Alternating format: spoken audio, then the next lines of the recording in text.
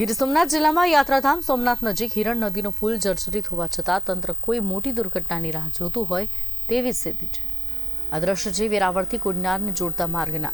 આ માર્ગ પર સોમનાથ મંદિર નજીક હિરણ નદી પરના પુલના દ્રશ્ય છે, જ્યાં મોટા પ્રમાણમાં સરકારી એસટી બસ સહિતના વાહનોનું સતત અવરજવર રહે છે।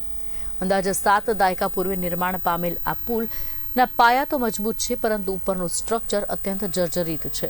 આ પુલ પરથી મોટા પ્રમાણમાં પરિવહન થઈ રહ્યું છે, ત્યારે આ જોખમી પુલ કોઈ મોટી દુર્ઘટના સર્જી શકે છે, જેને લઈ ધારાસભ્ય વિમલ ચુડાસમાએ ઉચ્ચ કક્ષાએ રજૂઆત કરવાની ચીમકી ઉચ્ચારી છે। સૂત્રાપાડાથી વેરાવળ રોજ માટે અપડાઉન કરું છું। આ પુલ આપણે જે ઊભા છે એ હિરણ નદીનો પુલ છે, જે સોમનાથ યાત્રાધામને જોડતો પુલ છે અને આસપાસના 3 થી 4 તાલુકામાં જતો માર્ગ છે। આ પુલ આશરે 70 વર્ષ જૂનો છે અને આ પુલની અત્યારે જે હાલત છે એ ખૂબ ગંભીર રીતે ખરાબ છે। અહીંથી રોજ માટે ખૂબ મોટા પ્રમાણમાં વાહનો પસાર થાય છે। સરકારી તંત્રની જે કંઈ પણ બસો છે એ પણ પસાર થાય છે।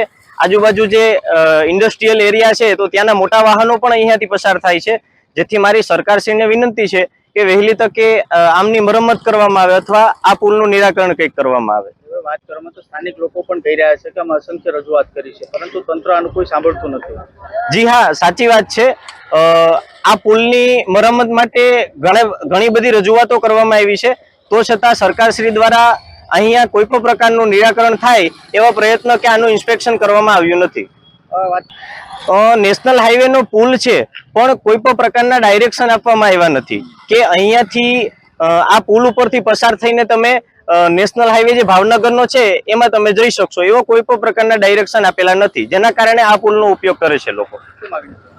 બસ માગણી સરકારને એટલી જ છે કે આ પુલનું મરમ્મત કરવામાં આવે અથવા પછી આ પુલનું નિરાકરણ કાયમ માટે થઈ જાય એવો પ્રયત્ન કરે, નહીતર આવનારા દિવસોમાં મોટી દુર્ઘટના સર્જાય તેવી સંભાવનાઓ છે। હિરણ નદીનો જે પુલ છે એ સમગ્ર વેરાવળથી જે એસટી બસો જતી હોય એ તેનો ઉપયોગ કરતો હોય છે। આજુબાજુના ગામડાના લોકો, પાટણના લોકો અને જે સિટીમાં જતા હોય એ વધારે પૂરતો એ હિરણ નદીનો પુલનો ઉપયોગ કરતા હોય છે। અને લગભગ 1 વર્ષ ગયા વર્ષે પણ અમે ત્યાં રજૂઆત કરેલી છે કે તાત્કાલિક ધોરણે રિપેર કરવામાં આવે, કારણ કે રિપેર કરવામાં નહીં આવે તો કાલે જે બરોડામાં દુર્ઘટના બની છે, જે 100 વર્ષના ભારતીય જનતા પાર્ટીએ જે પુલ બનાવ્યો એ 100 વર્ષની ગેરંટી આપેલી હતી અને 40 વર્ષમાં જે પુલ તૂટી ગયો અને અંદાજિત 13 લોકોએ પોતાના જીવ ગુમાવ્યા છે, એમ આ હિરણ નદીનો પુલ પણ તાત્કાલિક ધોરણે રિપેર કરવામાં નહીં આવે તો મોટી અકસ્માત થાય અને બનાવ બને એવી શક્યતા છે। એના કારણે તાત્કાલિક ધોરણે તંત્ર હવે આ તાત્કાલિક ધોરણે પુલ રિપેર કરવો જોઈએ, જેનાથી આવી અકસ્માત થતા બચી શકાય।